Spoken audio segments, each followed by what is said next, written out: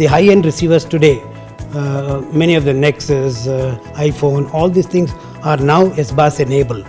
One way of getting to know is you may have to go to open sky because you need to get the GPS signal. Then you have to go to Play Store. Then you get an app, GPS test. You download that, and you will be able to see on the x-axis of the display of the signal to the satellite ID. You would see 40 and 41. The moment you see the numbers 40 and 41, they are GAGAN satellite 127 and 128. So you will know easily whether you are getting accuracies like that. And you get easily 3 meters accuracy at any given time in open sky.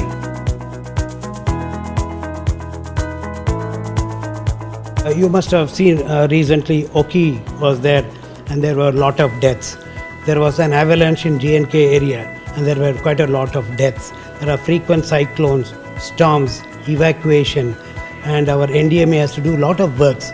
So we have come up with a very new method of broadcasting what is called the messaging services, alert and early warning system.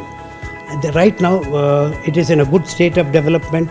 We hope by about March time frame the prototype we will be able to demonstrate, and to get this into an operational system by about July-August time frame we must be operational.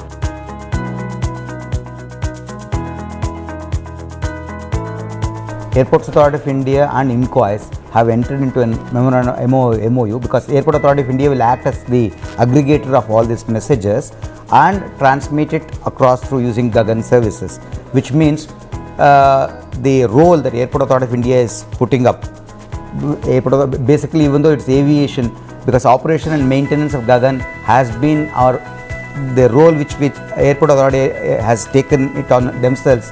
They are also taking up the role of aggregator. Yeah. More precisely, INCOIS, we are taking the help for the development of a particular part of the entire games. Games is a big unit. It has several message originators like the IMD, SASE, INCOIS, and the whole host of them. Then we have INCOIS, we have Airport Authority playing a greater role, and finally the users. User segment is going to be enormous. So we are going to see lots of users on the mobile handheld receiver taking games. So it is not only going to help in point positioning, timing, but very good information services.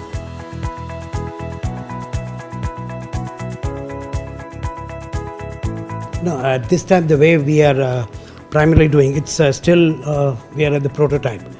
We needed, as Satish was saying, AI has its strength in maintenance and operations of aviation services.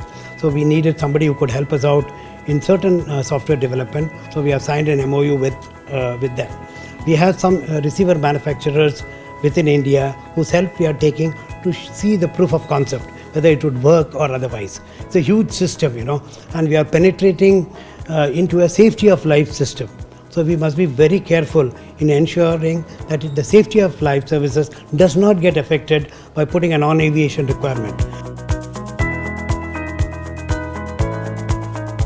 I would believe it will be complementing. There are several purposes for which NAVIC is really designed for, and GAGAN has a bigger role on helping the aviation as a main facility, but certainly because of the capability that it has, it can be extended for non-aviation sector. And with a high bandwidth capability and larger area and availability of receiver messaging services, GAGAN would certainly be doing better on that. But certainly I believe they are complementing, they are not competing. These are all worked together.